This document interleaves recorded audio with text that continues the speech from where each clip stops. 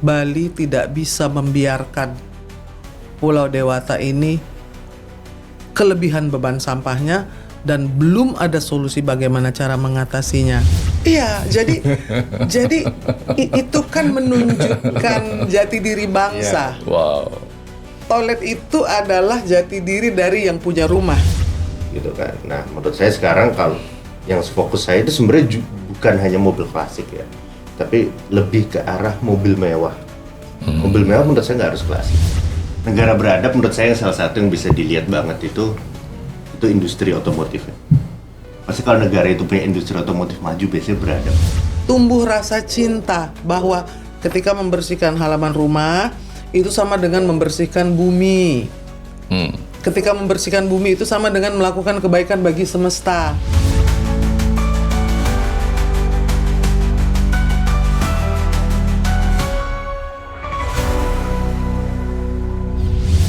Bicara cerdas pasti ada solusi. Kali ini karena saya didatangi oleh orang-orang hebat, maka orang-orang hebat ini akan saya kasih pantun. Jalan-jalan ke Pulau Dewata. Cakep. Indah nian, pantainya memikat rasa. Cakep. Mobil klasik memang memanjakan mata. Cakep. Tapi sampah di Bali jangan sampai merusak segalanya. Cakep.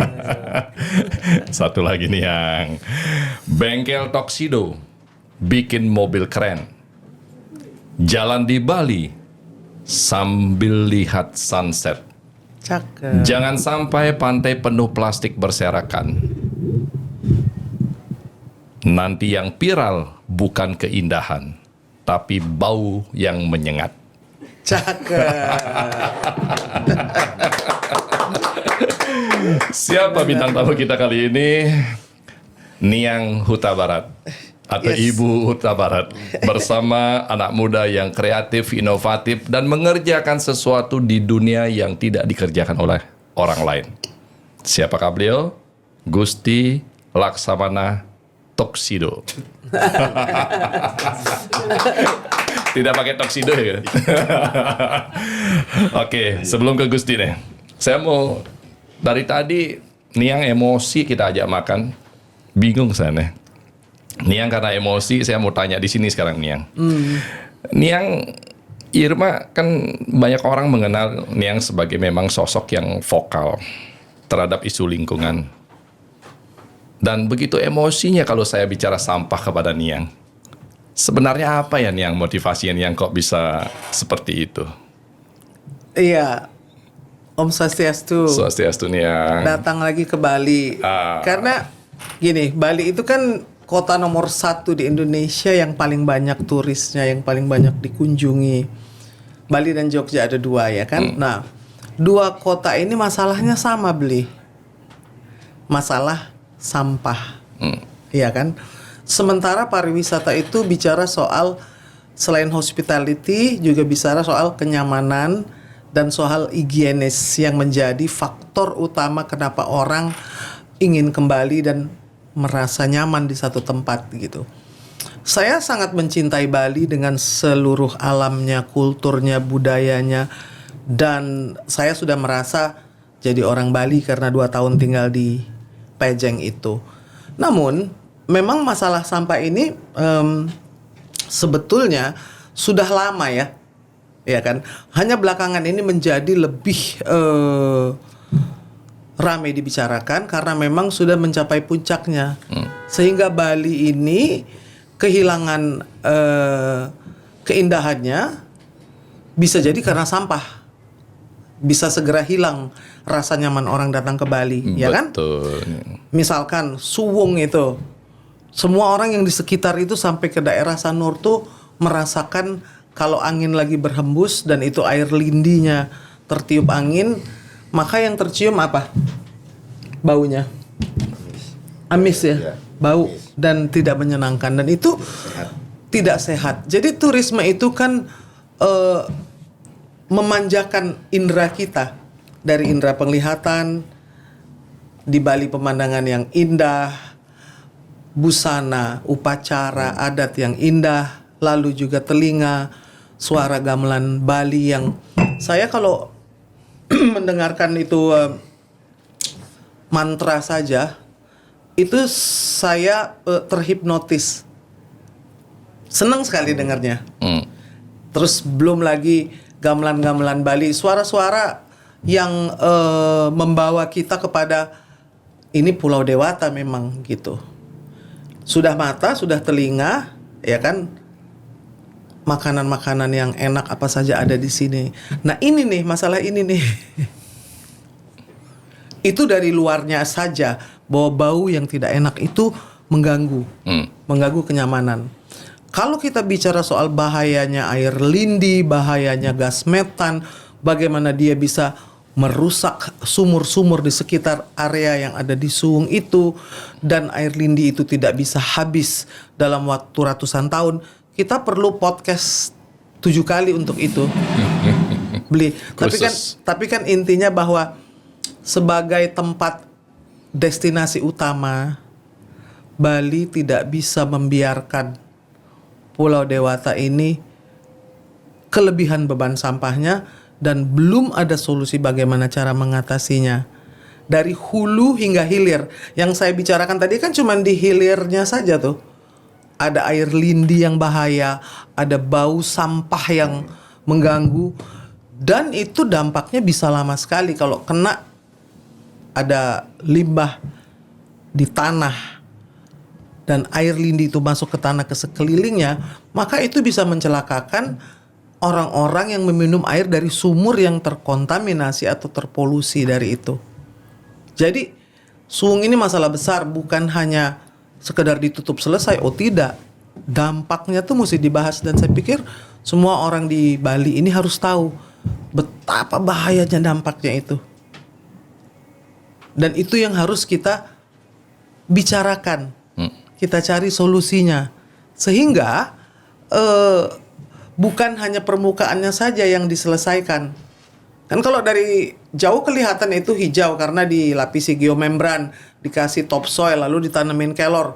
Sementara di dalamnya itu ada gas metan, ada air lindi, ada kompos yang belum jadi. Itu yang luar biasa bahayanya. Niang bicara sampah kok bisa pasif gini Niang? Karena Niang pernah survei saya datang ke sana. Datang ke Suwung saya dari sebelum KTT yang terakhir itu. Saya minta dari pihak Pangdam bahkan menemani, mengirimkan orangnya. Lalu juga dari GIZ pada waktu itu konsultannya. Jadi masalahnya tuh sudah jelas. Ini masalahnya, ini dampaknya, ini yang harus dilakukan. Namun tidak kunjung dilaksanakan. Jadi saya khawatir bahwa dampak yang semakin meluas ini akan menjadi bencana. Kayak bom waktu. Maaf Niang, ini masalahnya, ini dampaknya, dan ini yang harus dilakukan. Siapa yang memberikan itu? Nah, kan ada kajian. Ada kajian, lalu ada masukan yang semua orang bisa tahu. Sekarang ini makanya pelaku bisnis, pejabat terutama juga, dan pemangku kebijakan dan jabatan dari gubernur, bupati, sampai ke kalian-kalian itu harus tahu bahwa sampah yang tidak diolah dengan baik dan tidak menjadi kompos itu adalah bencana, karena itu racun. Masa kita kasih racun ke tanah Dewata? Masa kita sudah tahu racun kita diam saja? Sekarang semua lihat, datang, saksikan dengan mata kepala sendiri. Mangrove itu mati yang kena aliran air dari Suwung di pinggiran laut itu. Yang hitam. tadi yang bilang air lindi. Air lindi itu adalah licit kalau bahasa Inggrisnya. Air yang berasal dari sampah yang tidak diolah. Pernah lihat truk sampah kalau nganggur kena hujan gitu, airnya kemana-mana, itu airnya luar biasa beracunnya. Kalau masuk ke sumur terminum oleh anak-anak di Bali, maka kita bisa mendapatkan generasi yang teracuni, terpolusi, bisa stunting, bisa otaknya tidak sempurna, bisa matanya tidak sempurna. Artinya kita meracuni generasi yang akan datang dan orang-orang yang di sekitar lewat bawah tanah. Lewat air lindi yang terserap tanah kan nggak ada batasnya, beli. Oh iya. Tanah kan nggak ada batasnya. Berarti lewat air sumur yang diambil itu deh. Yang di sekitar itu pasti kan akan mengalir. Kan dia sampai ke bawah terus. Tidak ada batasan. Kalau kita buang racun ke tanah, yang kena tuh bukan yang cuma di sekitar saja, dia air mengalir sampai jauh sekali. Jadi ini masalah yang sebetulnya luar biasa serius. Kita harus fokus bicara ini. Dan saya pikir juga kebijakan yang dibuat itu tidak bisa secara sporadis tanpa membicarakan dampak bagaimana suwung ini bisa merusak generasi di Bali, merusak pulau di Bali, dan menghancurkan masa depan anak-anak Bali. Wow. Limbah dan dampaknya. Suwung, TPA. Suwung. Niang. Oke, kita stop dulu di situ, Niang. Semakin lama bicara sama Niang, semakin ngeri juga kita nih. Akan tetapi ternyata sudah ada solusinya, Niang.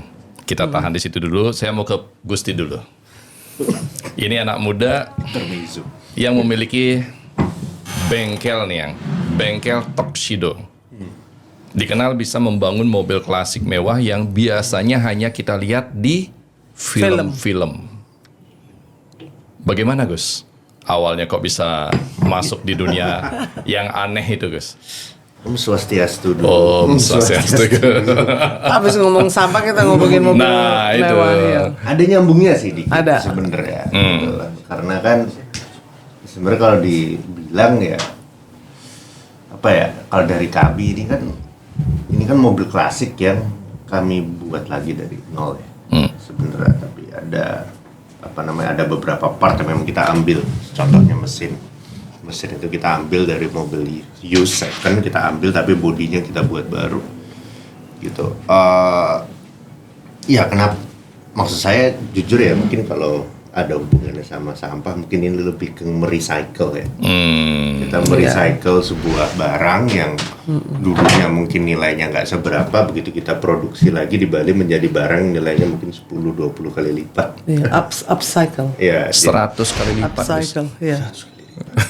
jadi mungkin itu Dari nyambung sampah. atau begini saya nggak nyambung apa mungkin itu kenapa ini nyambung. Oke. Nah tapi ya kalau ditanya ya bisnisnya pada intinya kan kami membuat mobil dari nol sampai jadi. Kalau ditanya backgroundnya apa, pada dasarnya dulu memang saya sama ayah dulu emang berdua emang dari kecil emang hobinya mobil, dan sampai Bali ya kita dapat inspirasi aja.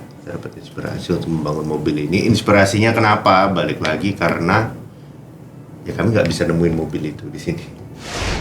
Pertama nggak bisa nemuin, kalau nemuin harganya nggak masuk akal, jadi nggak bisa beli. Kenapa harganya masuk akal sehingga kami nggak bisa beli? Karena ya dari dulu pemerintah melarang masuknya mobil second kan ke Indonesia.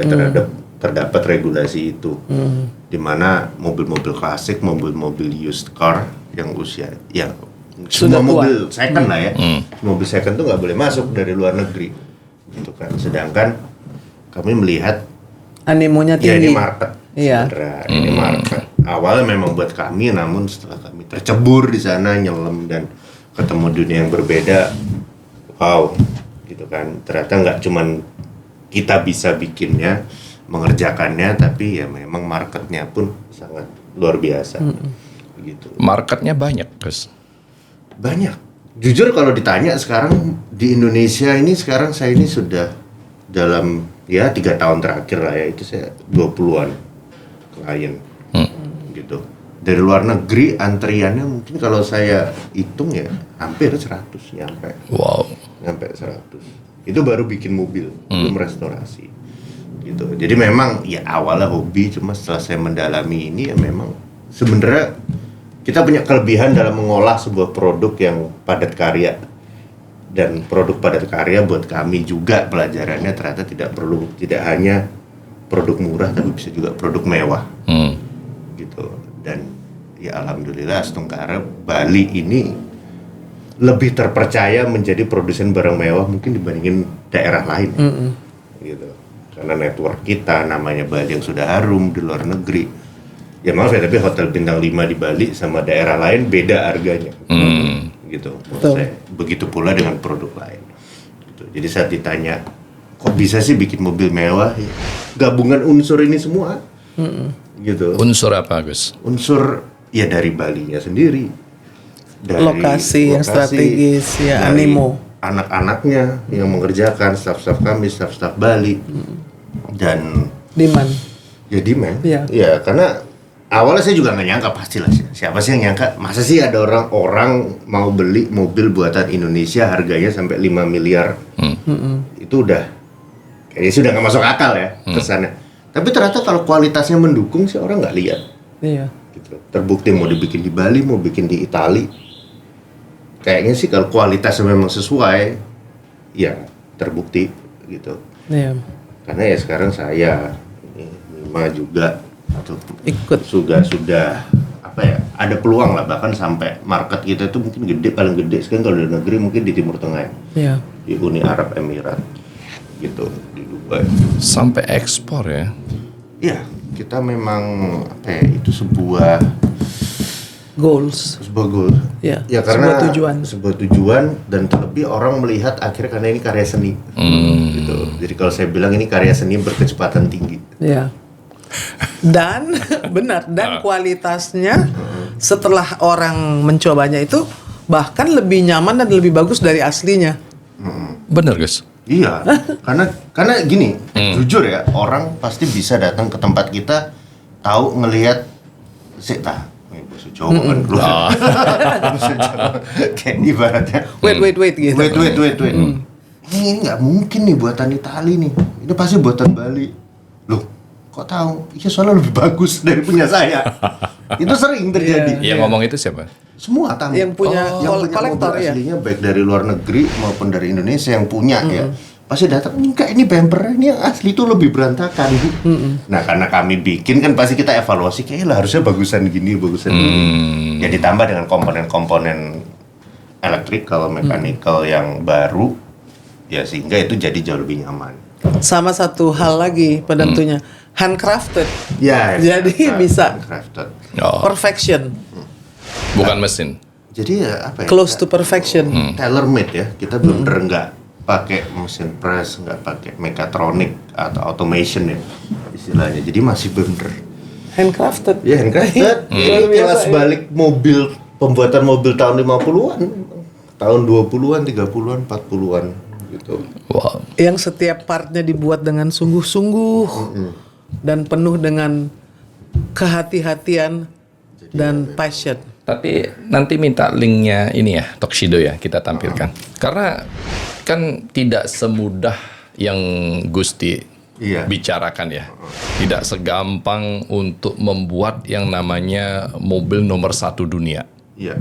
Pasti, nah inilah maksud saya. Mobil 50-an, mobil 20-an, kan kadang-kadang tidak kepake sehingga menjadi sampah nih yang. Ini barang mau jadi sampah, dibikin, direstorasi, Dan dibikin baru. dan dinikmati, bahkan mau menunggu, bahkan bisa ekspor. Iya. Kreativitas inilah yang mau kita tunjukkan kepada masyarakat, bahwa sampah itu bukan sebelum dia menjadi sampah, bisa menjadi sebuah karya seni yang memang Inspirasi. maha karya seni. Akan tetapi tidak semudah itu, Gus. Pasti ada yang namanya hambatan dan pasti ya, karena menggabungkan estetika klasik, restorasi itu tidak mudah. Iya. Tantangannya di mana, Gus? Tantangan ya. Pasti. Jujur ya, tantangan terbesar kami sih pasti kalau di awal sih, ini teknis ya. Tantangan kan ada teknis, ada non-teknis. Tantangan teknis itu yang jelas, ya kita bukan negara fabrikasi, kita bukan negara industri. Gitu Iya. kan. Akhirnya apa? Kita mau bikin alat untuk bikin mobil, nggak ada yang jual. Padahal alat ini 100 tahun yang lalu udah dipakai di luar negeri, itu nggak ada yang jual. Akhirnya untuk bikin alat, kita harus bikin alatnya dulu. Mau bikin alat ini harus ada alat lagi, gitu. Jadi itu udah tantangan teknis pertama. Terus jelas SDM, gitu. SDM kita mungkin banyak, S1 mesin, S1 yang pinter-pinter, universitas favorit. Tapi nggak ada dari mereka yang terbayang kita bisa kok bikin mobil from Jadi zero. akhirnya nggak dilatih, nggak ada. Itu kita harus latih lagi. Itu dua hambatan teknis. yang paling simpel ya, gitu. Bahasa sederhananya spare part. Iya, jadi memang ayam sama telur sih. Bikin dulu. Iya, gitu kan. Kita mau bikin mobil tapi nggak ada orangnya, apa orangnya dulu tapi nggak ada industrinya. Jadi itu menurut saya ini ayam sama telur. Gitu. Jadi saya berharap dengan kita ada kayak gini, ya akhirnya ada yang sadar ya, mungkin pemerintah atau siapa. Actually bikin mobil mahal bisa kok di Indonesia dan laku kok. Kalau memang beneran bagus ya. Dan mungkin nggak cuma mobil, apapun menurut saya, perhiasan. Toh Bali udah terkenal bikin perhiasan mahal bisa, gitu kan. Nah, sama yang kedua menurut saya yang sulit itu justru yang non teknis. Apa itu? Yang non teknis itu menurut saya selera. Oh. Karena kalau saya ngelihat mobil-mobil yang top tahun 50-an, 60-an, 40-an, itu kan mikir tak lagi, wait. Wait. Ini orang bisa mikirin mobil desain kayak gini gimana caranya? Itu. Nah, ternyata ya setelah saya telusuri ya gaya hidupnya kan kayak gitu.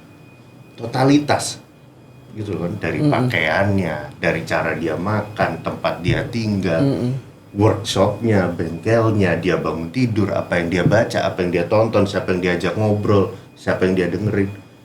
Ini kan membentuk sebenarnya selera gitu kan. Dan ini ya jujur waktu saya bikin kayak awalnya juga pusing gitu. Karena kan saya nggak bisa ngerjain ini sendiri. Anggap aja saya punya selera. Belum tentu tim saya yang 90 lagi punya. Nah, ini membentuk ekosistem itu sih sebenarnya. Makanya mungkin nanti kalau lihat di media, di link atau apapun, datang ke workshop kita. Atau datanglah ke workshop kita. Pasti semua orang ngomong, wah ini nggak kayak di Indonesia. Ya karena memang didesain seperti itu. Gitu.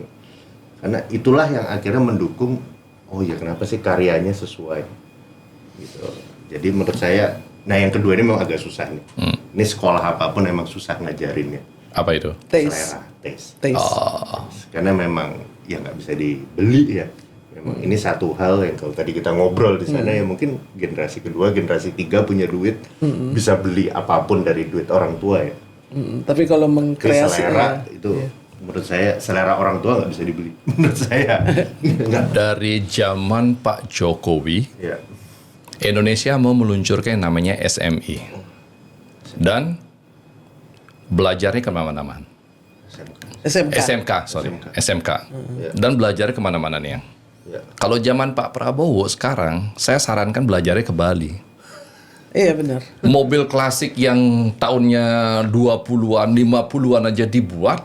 Iya. Apalagi dengan mobil baru yang mohon maaf nih yang Jauh lebih sederhana ya. Ya, Apalagi kalau sekarang sudah EV jauh lebih mudah. Ya, mestinya pemerintah harus melirik ini ya. Ini kan potensi inovasi tiada batas nih. Dahsyat yang tidak bisa kita pikirkan dan kita bayangkan dan oleh siapapun dan ada di Indonesia. Di Bali lagi. Harus datang ke Tuxedo Dan Studio. orang yang di luar negeri sana kolektor, orang yang di luar negeri sana yang mengatakan bahwa aslinya ini benar-benar bagus. Oh ini pasti buatan Bali. Loh kenapa? Karena lebih bagus. Iya. Nah, akan tetapi menggabungkan nilai estetika klasik dengan teknologi modern kan itu tidak gampang, Gus. Dengan tidak menghilangkan jiwanya di sana. Estetika klasik, teknologi modern.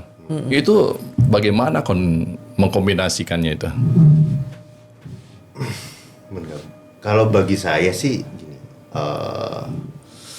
ending-endingnya sih teknologi itu kan apa ya? Cara ya. Teknologi itu kan sebenarnya definisinya kepanjangan tangan kita. Ya. Memudahkan kita membuat gitu. sesuatu. Nah, sedangkan yang mau kita oke, misalnya teknologi. Mobil yang cuman fokusnya di teknologi pasti akhir-akhirnya cuman memindahkan orang dari A ke B. Betul. Fungsi mobil kan itu sebenarnya. Betul. Kita mau ke Alat transportasi dari A ke B. Kita mau ke minimarket. Kita mau ke minimarket, kita mau ke pelabuhan, mau ke mall, mau podcast, mau kemana. Gitu kan. Nah, menurut saya sekarang kalau yang fokus saya itu sebenarnya bukan hanya mobil klasik ya. Tapi lebih ke arah mobil mewah. Mobil mewah menurut saya nggak harus klasik. Gitu, mobil cuman mewahnya ini yang punya selera gitu tadi. Iya, mobil indah. Mobil indah. Karena artisan. Mobil yang cantik. Iya. jangan selalu yang brutal. Iya. Gitu kan. kan biasanya kan Yang elegan. elegan gitu kan. Makanya kenapa patokan kita selalu ke Eropa. Kenapa maaf ya, tapi nggak ke Jepang atau Amerika, karena Eropa itu lebih elegan. Lebih Ada klasik. jiwa feminin Ya. lebih. Karena historis yang panjang juga. Iya, gitu.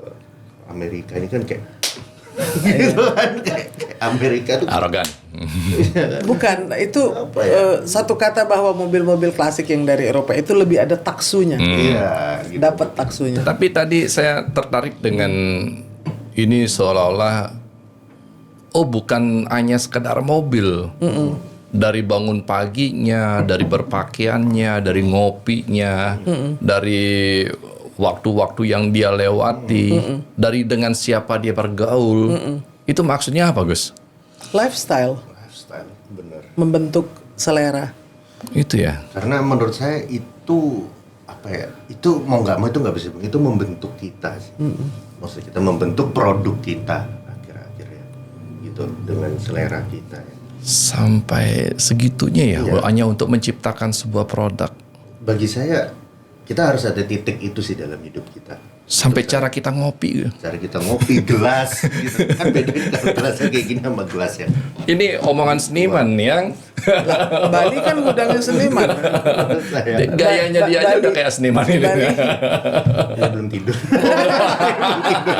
belum tidur. dari airport langsung. Bali gudangnya seni. Demi- Makanya Weh, thank you.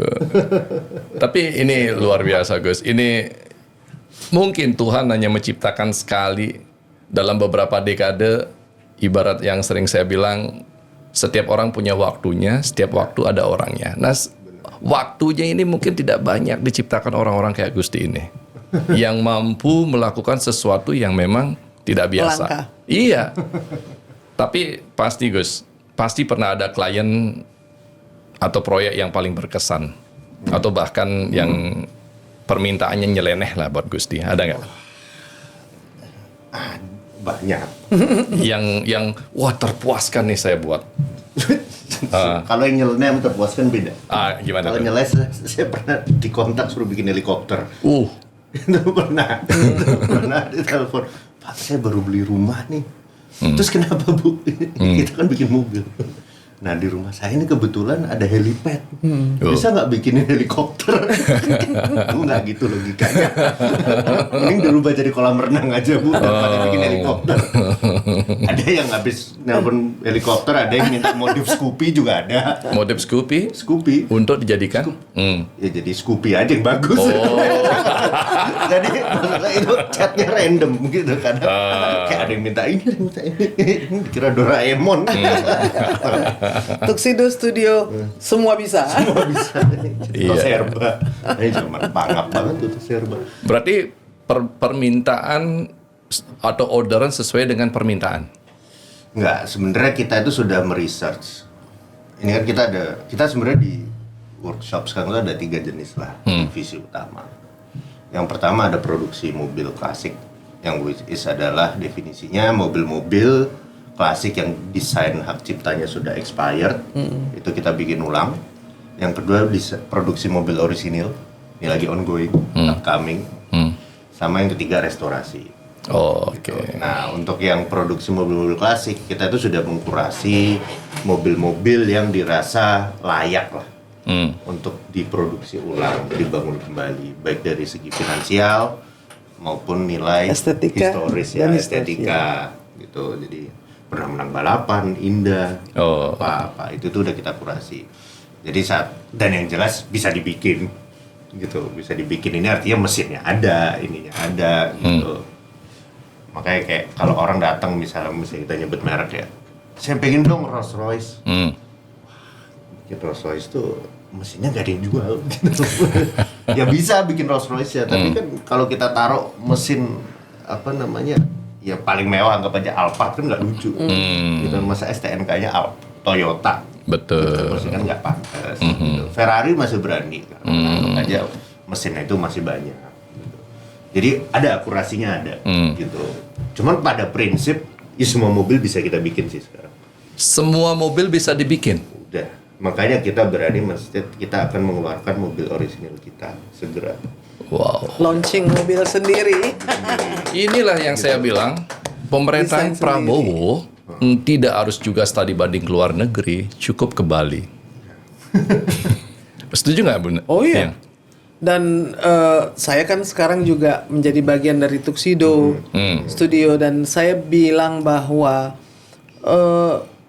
apa yang dilakukan itu mendapat pujian dari bahkan orang-orang di luar negeri, pecinta mobil yang datang Iya. itu yang kepala Ya, ketua dari FIA, Ya. Presiden FIA udah ke tempat kita. Presiden FIA udah ke sana dan menyatakan kekagumannya bahwa ini adalah sesuatu yang luar biasa.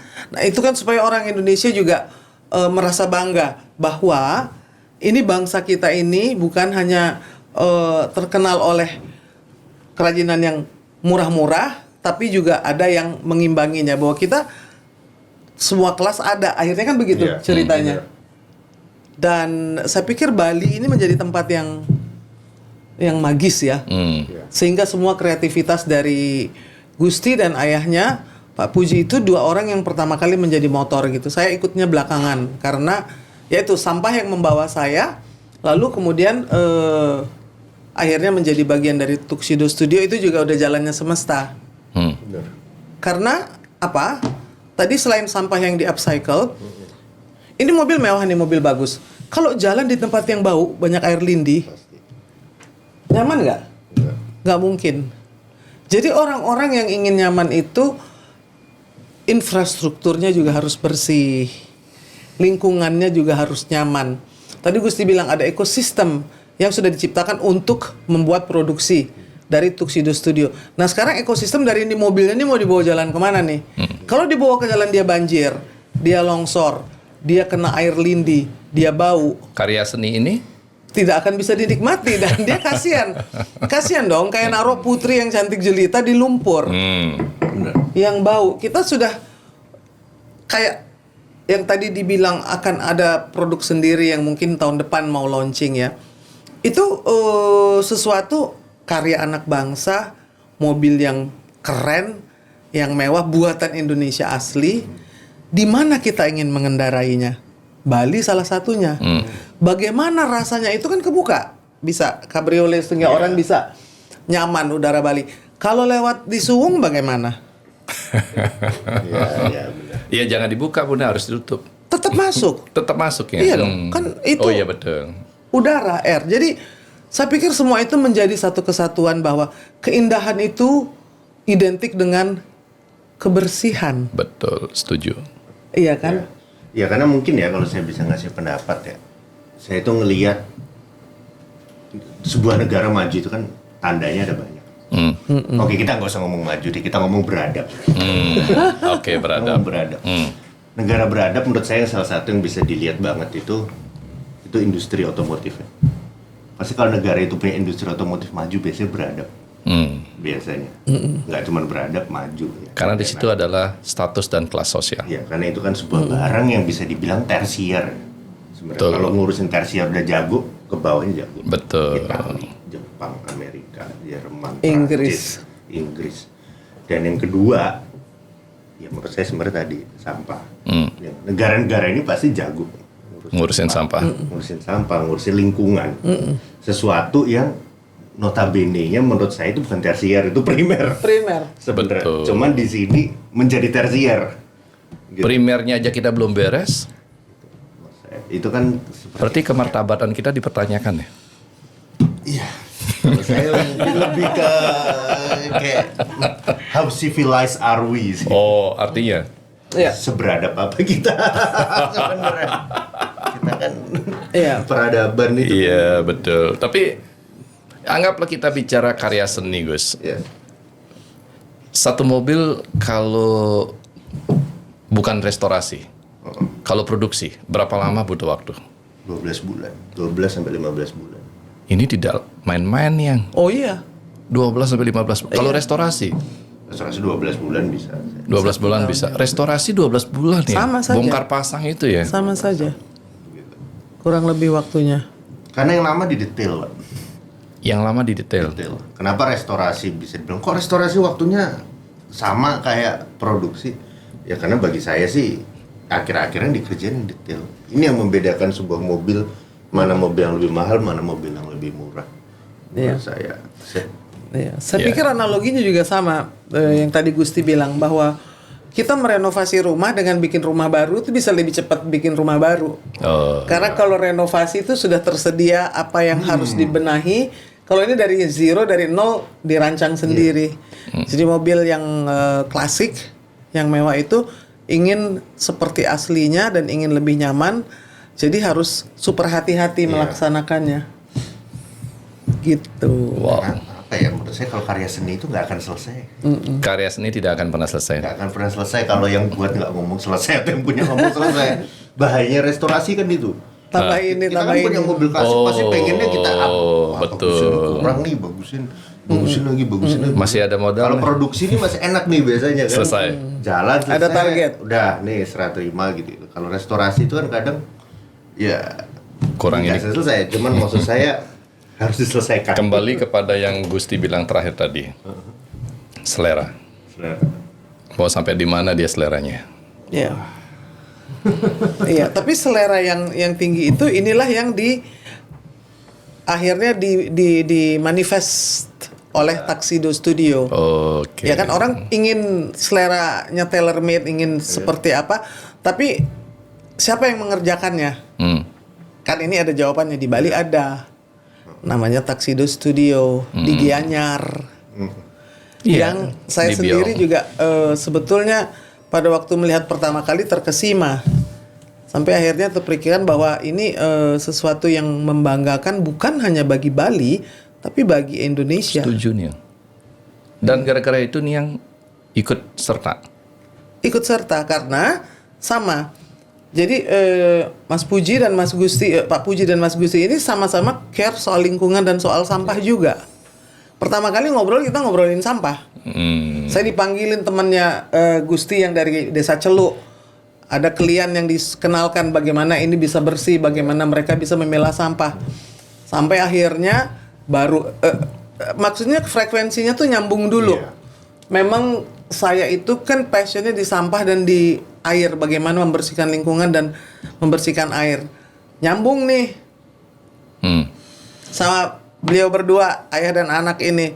Lalu dari itu sampai dibilang bahwa ada tanah yang akan kita sediakan untuk pemilahan sampah dan pengolahan sampah. Pergilah saya melihat ke sana gitu. Lalu baru setelah nyambung bahwa kepedulian itu sama, baru kita bicara soal lebih teknis mengenai tuxedonya. Jadi datang belakangan yang urusan Jadi ya, tuxedonya ini. Mungkin secara teknis nggak tepat juga kalau dibilang separuh tepat lah kalau dibilang Mima yang gabung ke saya, karena saya juga gabung ke Mima. Sama-sama ya. Karena kita berdua, karena apapun saya juga oke, bengkel bagus, bengkel berselera. Cuma kalau di breakdown per komponen, pasti komponen paling kecil atau yang paling pertama itu kebersihan. Gitu kan, kebersihan. Makanya saat ngobrol kemarin nyambung. Karena ya, oke, kita udah punya bengkel bersih, saatnya kita punya desa bersih. Desa yang Gitu. bersih. Wow. Iya. Gitu. Tepuk tangan dulu dong. Iya. Kalau Bersih, semua kita punya ya kabupaten yang Banjar bersih, yang nggak bersih, tahu Banjar yang kabupaten, bersih, gitu. kota. Nah, cuma kan saya juga bukan orang lingkungan, cuman saya suka bersih, gitu. Kita suka bersih. Nah, ini kan ahlinya kalau lingkungan itu kan bersih itu kan juga nggak simpel. Iya. Itu SOP. Proses panjang. Kalau kita kan taunya kalau di bengkel udah yang penting disapu, dipel. Bersih. Ada yang lembur, sapu, ngepel kayak mall. SOP-nya kayak mall. Nah, cuma kalau udah ngomongin desa kan nggak gitu. Betul. Kalau udah ngomongin ini kan udah bukan properti private, Betul, kan. Properti betul. tiap orang banyak. Nah, ini kan metodenya yang menurut saya dipertemukan oleh Betul. Mima. Gitu. Karena tadi kita makan juga di situ makanan berantakan yang ngerapiin Ibu Irma. Itu refleks atau cuman saya diam nggak enak. Hal ya gitu. Itu hal kecil tapi panggilan hati mungkin ya. Tapi saya pingin ini juga ya, menarik juga ini. Dunia otomotif kan juga punya kontribusi atau punya cara ya Iya. untuk mengurangi dampak lingkungan seperti misalnya sampah bengkel nih kan ada kontribusinya juga akan terjadi sampah di situ. Nah, gimana tuh tanggapannya tuh? Kami urus dengan sungguh-sungguh pemilahannya.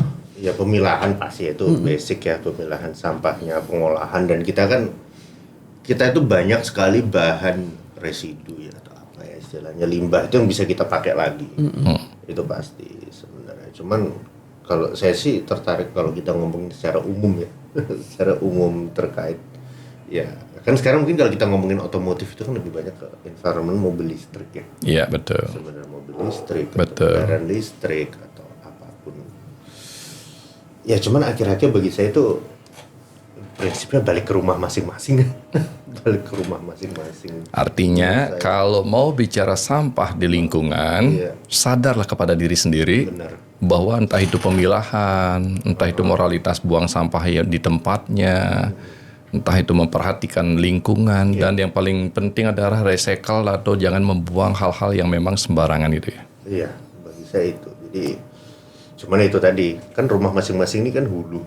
Nah, hilirnya Hilirnya itu yang bau seperti suwung. Hilirnya sekarang lagi ada masalah nih.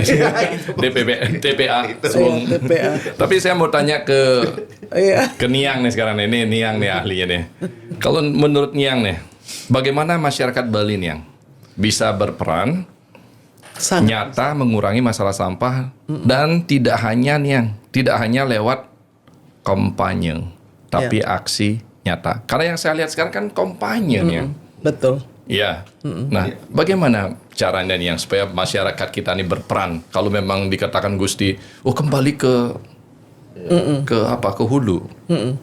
Jadi gini, banyak cara dan ini kan memecahkan masalah yang kompleks ini tidak bisa dengan satu cara saja, tapi harus holistik. Ada peran dari pemerintah, ada peran dari pengusaha, ada peran dari masyarakat adat, ibu-ibu, anak-anak semua, Banjar sampai ke para pedanda, Mangku semua yang masing-masing punya tugas. Ya. Tapi tujuannya satu. Kita di Bali ini sudah mengimplementasikan Trihita Karana dengan sungguh-sungguh belum? Karena alam itu juga salah satu yang harus dijaga. Nah, lalu bagaimana implementasinya itu saya pikir harus dimulai dari sejak dini juga. Apakah anak-anak di Bali sekarang masih tahu bahwa halaman itu harus disapu? Ada nggak pelajaran menyapu kelas, menyapu lantai? Di Jepang dilakukan dari mulai mereka masuk TK, mereka harus membersihkan WC bergantian. Jadi satu kelompok anak ini hari ini kelas ini dapat piket namanya, membersihkan. Karena mereka yang pakai toilet. Jadi mereka tahu kalau ada yang suka tidak menyiram sembarangan, lalu juga berantakan WC-nya, yang susah mereka. Jadi mereka jaga, karena nanti giliran lagi kelas yang lain. Oke. Sekarang kamu make, besok kamu bersihin. Oke. Jadi tidak hanya user, tetapi juga tahu cara memelihara. Itu sangat sederhana. Kenapa? Karena toilet itu hal yang penting, apalagi dalam tourism. Iya kan? Itu tempat-tempat yang sederhana sebetulnya bisa menjadi penginapan. Asal dua hal. Bednya bersih, toiletnya bersih. Betul. Tidak perlu mewah. Iya. Bagaimana dia bisa bersih? Dibikinkan toilet bersih. Bikinnya itu mudah. Merawatnya dan menjaganya tetap bersih. Ada komitmen untuk bikin toilet bersih. Tapi konsistensi untuk memelihara itu ada nggak? Nah itu harus diajarkan dari kecil. Sejak dini. Bahwa toilet itu tidak boleh bau. Tidak boleh ada sampahnya. Toilet umum di sini banyak kan. Iya, jadi itu kan menunjukkan jati diri bangsa. Wow. Toilet itu adalah jati diri dari yang punya rumah. Kalau itu rumah. Kalau restorannya bagus, toiletnya kotor, saya nggak mau balik lagi pasti. Bener ya, Gus? Bener. Makanya di Tuxedo toiletnya di tengah-tengah, nggak di Dan belakang. paling bersih. Di tengah-tengah. Lihat Iya. kalau ke Tuxedo toiletnya itu di tengah bengkel. Karena kita bangga sama toilet Di kita. tengah bengkel, bersih, bagus.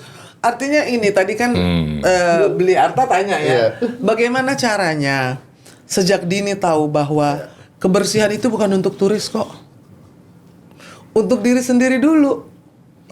Iya benar. 1 nyaman dulu diri sendiri, 2 lebih sehat, 3 menjadi kebiasaan sehingga siapapun yang datang standarnya itu kan semakin baik karena sejak kecil dari mulai anak-anak diajar menyapu halaman. Dulu saya masih dapat piket waktu zaman saya sekolah di SD dan SMP. Puluhan tahun yang lampau. Masih udah nggak?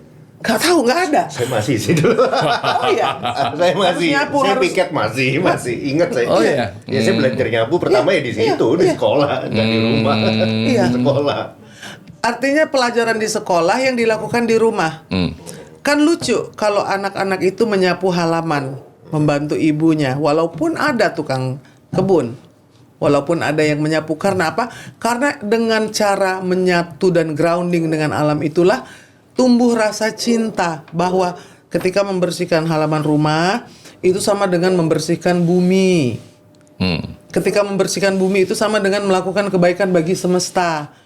Nah, hal-hal yang seperti itu kan menjadi bukan hanya sekedar kewajiban, tapi bisa di dalam transenden si anak itu merasa bangga bahwa saya berperan. Walaupun ada tukang sapu di sekolah, kenapa di Jepang anak-anaknya harus membersihkan WC sendiri? Iya. Supaya Di mereka Jepang merasakan. anak-anaknya membersihkan WC sendiri, iya, bukan TK. cleaning service. Enggak, di TK kan ada gantiannya. Oh. Lalu nanti makan, misalkan ada lunch time. Iya. Mereka melayani teman-temannya, nanti gantian. Nanti mereka yang dilayani.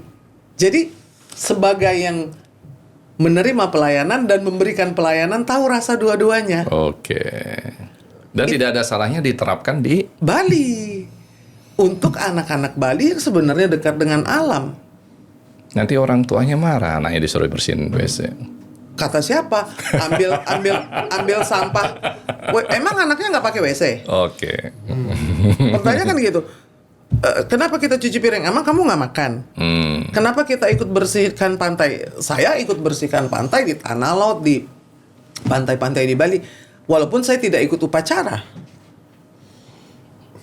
Harusnya siapa yang membersihkan? Kesadaran itu ya. Ya, jadi sama-sama lah. Ini Niang kan bukan orang Bali. Iya. Kok bisa Niang punya kesadaran membersihkan pantai di Bali ya? Ya, karena kan pantai itu apa yang dibuang di Bali itu bisa berlabuh di Irlandia, apa yang dibuang di Korea bisa itu menjadi sesuatu yang dimiliki oleh semua penghuni bumi ini. Batas-batas geografis itu kan dibuat belakangan. Iya kan? Sekarang kalau mau benerin sungai aja salah-salahan bupatinya. Itu bukan area saya, itu bukan area saya. Ya kan sungainya kan dipakai oleh semua. Sungai tidak mengenal etnis. Sungai juga tidak mengenal latar belakang, dia hanya mengalir ke tempat yang kalau di lebih Bali rendah. Niang, oke. Kalau di Bali Niang, kesadaran buang sampah, kesadaran memilah, kesadaran atas kebersihan. Mungkin saya lihat Niang itu sudah mencapai titik, mohon maaf ya, salah saya bicaranya asal aja. Bisa 50, 60, 70%. Setelah sampah ini dikumpulkan dan ditaruh di depan rumah Niang, kan diambil sama dinas kebersihan, truk-truk ini nih ya. Permasalahan di Bali, setelah ini diambil oleh truk, buangnya kemana nih yang? Di situ permasalahannya nih. Sebagian orang buang ke Subak, sebagian orang buang ke sungai, sawah, Itu enggak. ada yang ke laut. Jadi alam ini dianggap sebagai tempat sampah raksasa, kan itu yang mau diubah. Bahwa kita bisa nggak sih hidup kalau alam kita rusak? Betul. Jadi secara integrated dan holistik saya pikir harus mulai dengan kesadaran dulu yang tadi dibilang sama Bli Arta bahwa kenapa di Jepang nggak ada tempat sampah? Betul. Kenapa? Betul. Karena kalau kita makan permen, bungkusnya kita bawa pulang. Oh. Dan kita bisa tahu sampah kita hari ini apa. Itu yang namanya kesadaran bahwa kita hidup di bumi ini, waktunya kan cuman sebentar. 100 tahun juga udah bagus. Sementara Sepertinya harus dimasukkan kurikulum khusus dalam pendidikan. memang Dari TK mungkin Gus ya? Memang. Dan pemerintahnya juga mesti mengubah cara mereka mengolah sampah. Harusnya sampah itu kan selesai di satu tempat. Setiap banjar memiliki pengolahannya sendiri. Jadi banjarnya bersih, jalanannya bersih. Jadi mobil dari Tuxedo kalau mau jalan kemana-mana itu bisa nyaman dan bisa indah. Mobil seperti yang diproduksi, mobil klasik, mobil yang cantik, itu nggak bisa kalau banjir-banjiran Betul. atau kotor. Bahkan mobil biasa pun juga nggak bisa jalan, apalagi. Jadi artinya kalau mau bicara soal ini, mau nggak dari tadi bilang kurikulum, lalu podcast nih ngobrol lebih banyak, lalu juga banjar lebih banyak membahas di mana subak yang paling kotor, kenapa kotor, dari mana asalnya. Jadi dianalisis, bisa dicegah nggak, bisa dikurangin nggak, bisa. Kenapa? Berapa peternakan yang membuang tai babi, tai sapi, tai ayam ke sungai. Jadi ada akuntabilitas bahwa apa yang kamu produksi menghasilkan uang, mendapatkan untung. Apa yang kamu kembalikan ke bumi, kan itu harusnya tahu dua-duanya. Jangan cuma mau terima untungnya saja. Tapi bagian sampah yang nggak enaknya dikasih ke sungai saja. Atau dikasih ke sawah. Ya. Jadi bencana itu akan menimpa kita selama kita masih tinggal di langit yang sama. Tapi sekarang ada ini nih yang contoh di depan mata kita. Karena banyak orang menganggap otomotif dan lingkungan itu bertolak belakang. Nah, bisakah dua dunia ini berjalan bersama nih? Bisa kan? Ini yang kami lakukan dengan Tuxedo Studio. Gimana Gus? Menanggapi itu Gus? Coba Agusti yang jawab. Kalau buat saya sih semua industri yang produktif pasti bertolak belakang sama lingkungan ya sebenarnya sih. Menurut saya sih ya sekarang kan ya balik lagi ya, kita nggak usah kita kerja di otomotif, kita kerja di Tekstil saja. tekstil, kita Merusak. kerja di F&B aja bisa merusak. Menurut saya kan ya balik lagi, kalau saya sih lebih ke arah menurut saya tiap sektor punya kontribusi dan kemampuannya masing-masing untuk mengatasi masalah lingkungan ini. Gitu. Nah, contohnya kalau di otomotif ya jangan salahin produsen mobil ya. Orang-orang masih pengen beli mobil, gitu kan. Mungkin ya lebih kita kan berusaha mungkin menekan dengan EV, mungkin menekan dengan segala macam. Cuman kalau saya sih ngelihatnya kan itu lebih ke fasilitas umum dari pemerintah ya. Kenapa orang masih pengen beli mobil? Nah, cuman apa ya, kalau dari saya sih ya itu tadi ya, menurut saya sih sekarang gimana caranya kita membuat orang itu nggak takut ngurus sampah. Ya. Itu sih. Ya. Saya cuman, Dan itu pekerjaan yang mulia, bukan makanya karena pekerjaan tadi yang saya hina. tertarik perkataannya Pak Arto yang soal nanti anak kecil masa orang tuanya marah lu disuruh ngurusin toilet. Saya tuh ada satu film bagus banget. Saran saya nonton. Itu namanya judulnya Perfect Days. Perfect Days itu yang bikin Wim Wenders, itu tentang pembersih toilet di Jepang. Tukang bersihin toilet Jepang, baru itu film 2022 2023, cari. The Perfect Day. Perfect Days. Itu ada di HBO Max, tapi harus pakai VPN Amerika. VPN Amerika itu bocorannya. Saya nonton itu, saya jadi pengen jadi tukang bersihin toilet di Jepang. Kenapa Gus? Satu, dia itu benar menggambarkan film itu ya, membersihkan toilet itu tugas mulia. Sangat. Dia membersihkan toilet itu kayak, aduh ya, dia yang bikin film tuh bener bikin bersihin toiletnya tuh kayak kerjaan yang asik gitu maksudnya, dan toiletnya bersih.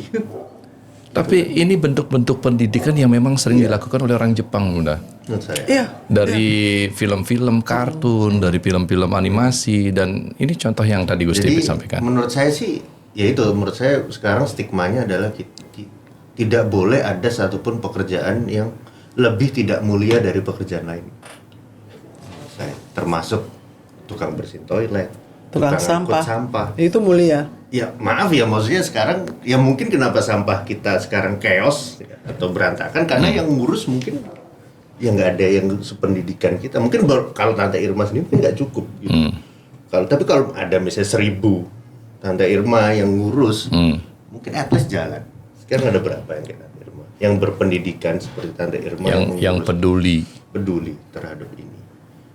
Ya karena ngurus sampah itu memang level tinggi. Sebenarnya difficulty-nya kan tinggi. Nah ini Tapi tadi bisa benar dengan nonton film itu mendapat inspirasi. Di rumah saya sendiri kan ada juga pembantu saya yang dia tidak bisa baca dan tidak bisa tulis. Jadi di Jepang tadi diceritakan oleh Gus, ini film Jepang. Pemerintahnya tuh memberikan kampanye selama 4 tahun untuk memilah 2 saja, organik dan non organik. Ya, ini plastik, ini sisanya. Lalu nanti tahun berikutnya plastik, kaleng, dan organik. Lalu nanti ada lagi botol, kaleng, jadi 4. Lalu tambah lagi jadi kaca 5. Lalu tambah lagi jadi baterai 6. Ada satu desa yang pemilahan sampahnya itu sampai 172. Jadi di tiap-tiap satu tempat desa desanya itu, iya. Jadi ada seperti lemari yang semua orang di desa itu misalkan ada tali sepatu ditaruh di situ. Oh. Bingkai kacamata ditaruh di situ. Sol sepatu, Taruh di tangkai situ. dari gagang panci, sehingga dan itu rapinya bukan main karena kategorisasi dari 2 saja sulit, tapi setelah dilakukan ternyata nyaman. Jadi 3. Iya kan biasanya kan cuman sampah organik, plastik dan sampah hijau atau organik. Tapi kan ada yang mau sekarang kertas dipisah deh. Kaleng dipisah, botol dipisah gitu. Nah itu perlu waktu. Tadi yang beli bilang, yang mengolahnya juga mesti waras. Jangan sudah dipilah oleh masyarakat terus ditumpuk lagi di TPA-nya. Nah, di situ Bunda. Iya kan? Di situ Niang kok Bunda. Nggak apa-apa saya dipanggil. Ini yang Bunda Mima banyak banget panggilannya. Iya kan? Jangan. Setelah kita pisah, Jangan digabung lagi. di truk digabung lagi. Jadi itu harus dari hulu ke hilir. Makanya namanya integrated waste management. Butuh waktu, butuh edukasi, dimulai dari rumah sendiri, toiletnya wangi dan bersih karena membersihkan toilet itu bukan pekerjaan hina. Lalu juga got di sekitar itu jangan ada yang bau. Lalu mulai dari taman halaman itu bisa jadi berseri-seri, bersih. Makanya bengkel di Tuxedo itu bersih kayak di mall. Toiletnya juga cantik banget, dibikin jadi seperti center stage. Kenapa? Center state. Oh iya, di Toiletnya. tengah. Iya, Bukan sesuatu yang tabu ya. bukan di belakang, Center state. di tengah. Di tengah. Memang sengaja kita pamerin. Wow. Di tengah. Artinya iya kan kita menyebutnya saya permisi mau ke belakang gitu. Artinya backstage. Nanti kalau di Tuxedo, saya permisi mau ke panggung. Iya. Kalau Niang ke panggung nyanyi. Iya, benar. Karena sebetulnya perbuatan manusia itu kan seperti cycle. Kita makan, tidur, buang air, bekerja, makan lagi terus saja ada biorhythmnya begitu. Urusan makan masuk dengan urusan mengeluarkan sama nggak pentingnya? Oh, sama nih. Kenapa mengeluarkan dianggap lebih Bahkan hina? kalau tidak bisa keluar, kita ke rumah Masuk sakit. rumah sakit. Kalau tidak bisa makan masih bisa puasa. Nah, kenapa urusan masuk sama urusan keluar itu menjadi penting karena itu sama-sama penting. penting bagi tubuh, bagi peradaban tadi yang dikatakan. Iya. Cuman kita nih kalau urusan backstage, urusan belakang itu nggak peduli. Tapi ini menjadi catatan yang, ini saya juga baru dapat inspirasi dari Tuxedo malahan. Kita makan di meja mewah, di tempat mewah, Iya. tapi toilet kita Bau, tanda kutip. bau. Makannya enak nggak? Iya, iya. baunya keluar. Betul. Pasti kalau ke restoran yang WC-nya bau, langsung pulang Kita atau nggak malas. kembali lagi. Iya. Iya kan? Tapi kalau Tuxedo ada nggak ini peluang bikin Toilet. menciptakan mobil klasik yang mobil klasik yang apa ya, yang hijau, yang teknologi dengan ramah lingkungan. Ya mungkin electric vehicle ya, EV ya, EV. sebenarnya ya paling mendekati karena ya saya harus akuin ya mobil itu bukan solusi untuk ramah lingkungan ya. Oke. sebenarnya. Cuman EV mungkin gitu loh, bagi saya sih EV mungkin. Iya, itu juga kalau EV kan masih bisa diperdebatkan. Iya. Emang ngambil nikelnya Iya. green gitu kan? Enggak. Emang itu pertambangan nikelnya Iya. beres? Kan enggak. Jadi semua ada dampak-dampak yang harus makanya kalau kita bicara lingkungan dari hulu sampai hilir itu, kesadaran itu harus benar-benar dari sama petrol yang diisi. Itu kan juga brutal. Bagaimana mengambil fosil untuk dijadikan minyak. Bukan brutal dari pengambilannya saja, korupsinya juga. Iya. Kan itu kotor juga. Jadi memang kalau mau membersihkan lingkungan itu pikiran pemimpinnya tuh harus bersih.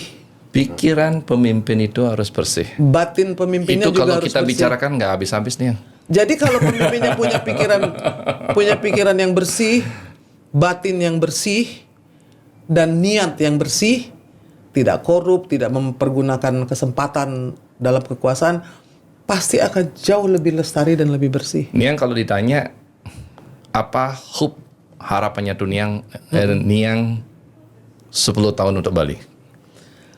Kalau ditanya seperti itu. Bali udah harus moratorium supaya bisa lebih baik. Kalau saya punya harapan, tapi kebijakannya tidak selaras dengan harapan, kan saya mau menuju ke Sanur nih misalkan. Tapi saya nggak bisa ngambil jalannya tuh ke Canggu. Kan harus ke Sanur. Kita mau menuju ke kebersihan. Artinya apa? Ini kan kota wisata. Kota wisata itu kalau malam itu dibersihin dong pantainya, jalanannya. Oke. Lalu juga ini kota yang penuh dengan kultur budaya yang luar biasa luhurnya. Dibersihin dong kalau abis Malamnya nih. acara odalan. Dibersihin dong kalau abis melukat. Jangan ditinggal di situ. Saya melukat, saya lihat ada sachet shampoo yang sedih banget gitu. Ini kan tempat tirta air suci. Jadi saya mengutin sih. Kenapa mesti pakai shampoo sih? Mendingan saya cuci rambut nggak usah pakai saset daripada saya mengotori sumber mata air itu. Kita mensucikan diri, pulang kita tinggalin ada bungkus sabun. Pernah lihat nggak? Iya nih. Ada saset-saset yang Betul. kecil-kecil berserakan di mana-mana. Itu bertentangan dengan niat untuk membersihkan dan mensucikan diri. Jadi saya pikir yang dari sehari-hari dulu saja pertanyaannya. Saya ini nyampahnya gimana sih? Saya nyampah apa hari ini? Betul. Itu dulu. Kalau sudah Guys, bisa berhitung saya nyampah sampah. apa hari ini? Iya. Tapi tidak pernah berpikir itu nih yang. Tidak pernah berpikir itu kita nih. Filosofi maksudnya nyampah bisa nyampah omongan, nyampah pikiran. Saya tahu nyambung sama dia. Bener. Iya. Kalau nyampah buang plastik, buang Iya, di situ jangan. kotoran masih bisa dibersihin. Oh, kalau itu evaluasinya harus ya dengan keadaan emergensi kita kayak Oh gini. iya. Semua bergerak bersama ya. Tentu saja trendsetternya adalah regulator pemerintah. Betul, oke. Pemerintah yang bikin aturan. Pemerintah yang harus pertama kali punya niat untuk mengedukasi masyarakat. Regulator kata kuncinya. Yes. Regulator. Yes. Yang regulator kalau bahasa mesin beda lagi. Gus, kalau Tuxedo apa yang mau dicapai 10 tahun ke depan? Wah, bocoran bisnis plan. Mendunia. Bocoran bisnis plan. Mendunia aja. Ya yang pasti sih kalau Tuxedo sih saya ya kita berharap setelah kita belajar bikin mobil, kita masih belajar, ini baru mulai. Ini saatnya kita jadi ya pabrik mobil beneran sekarang. Setelah bisa bikin mobil beneran, kita jadi pabrik mobil beneran. Apa sih parameter pabrik mobil beneran? Itu kalau bagi saya saat kita udah bisa masuk ke ranah motorsport. Oh. sebenarnya. Ranah Kalau motor mobil udah di sana, ya itu mobil beneran. motorsport. Mobil beneran berarti. Ya cuman mungkin saya juga mau nambahin kalau soal ini ya. Mungkin ranahnya Apa yang memang- mohon maaf Gus, karena saya suka Harley gitu ya. Iya. Ranah motor besar Gus. Wah, ini. Dengan suara yang Oke, lanjut. Iya. Saya pengen Harley sebenarnya. Oh, iya. Saya pengen Ternyata. Harley sebenarnya belum kesana. Kita next touring bareng. Mobil. Next touring bareng. Tapi saya pengen saya pengen ya nyampein harapan Bali ya, since saya juga udah ini tahun ke-6 lah. Di Bali. Saya di Bali, ini kan tahun ke-6. Ya kalau bolak-balik udah mungkin udah 10 tahun lebih. Cuman yang tadi saya nangkap terutama soal lingkungan, saya ngelihat sebenarnya Bali ini kan akhirnya sekarang menjadi representasi Indonesia kan.